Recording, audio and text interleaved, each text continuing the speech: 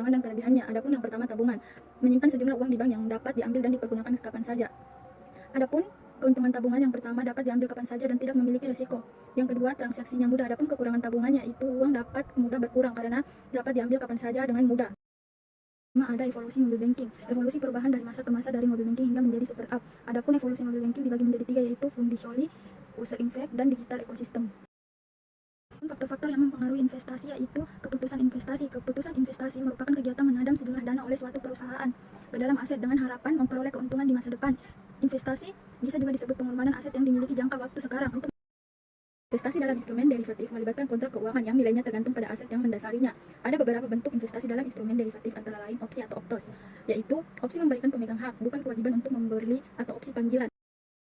Di sini saya akan menjelaskan bagaimana cara memilih instrumen investasi yang saya inginkan. Pertama-tama, sebelum memilih instrumen investasi, saya harus perhatikan. Yang pertama, kita harus menentukan tujuan investasi, perhatikan risiko, sesuaikan dengan kondisi keuangan.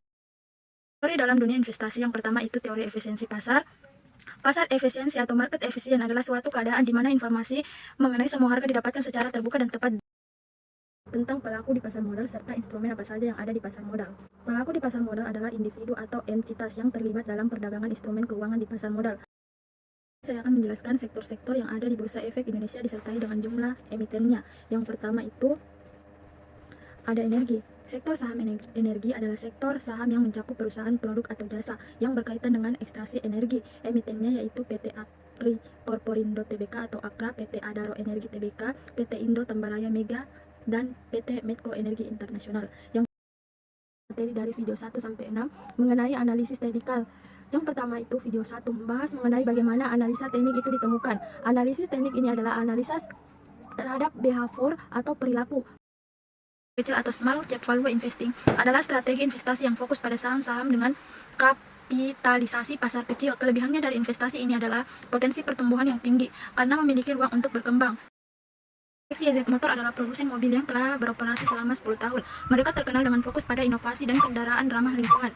Pemahaman laporan keuangan atau angka dalam jutaan USD sebagai berikut. Pendapatan bersih pada tahun 2022 sebesar $1.500.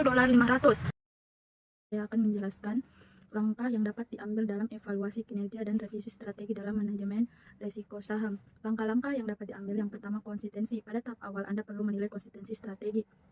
Harus dipastikan bahwa tidak ada konflik antara kebijakan dan tujuan dalam strategi yang diumumkan. Di sini Anda perlu memastikan 2 hal penting. Yang pertama adalah operasi internal perusahaan yang meliputi pengadaan, pemasaran, penjualan, operasi, dan layanan sesuai dengan alokasi sumber daya. Ini saya akan menjelaskan metode untuk evaluasi. Yang pertama, penjelasan metode Sharpe Ratio beserta rumusnya. Sharpe Ratio adalah sebuah metode untuk mengukur kinerja investasi dengan memperhitungkan tingkat risiko. Rumusnya adalah Sharpe Ratio sama dengan RI dikurang RF dibagi QI, di mana RI adalah tingkat pengembalian investasi, RF adalah tingkat pengembalian investasi bebas risiko. Misalnya tingkat suku bunga obligasi pemerintah. QI adalah volatilitas investasi. Yang kedua,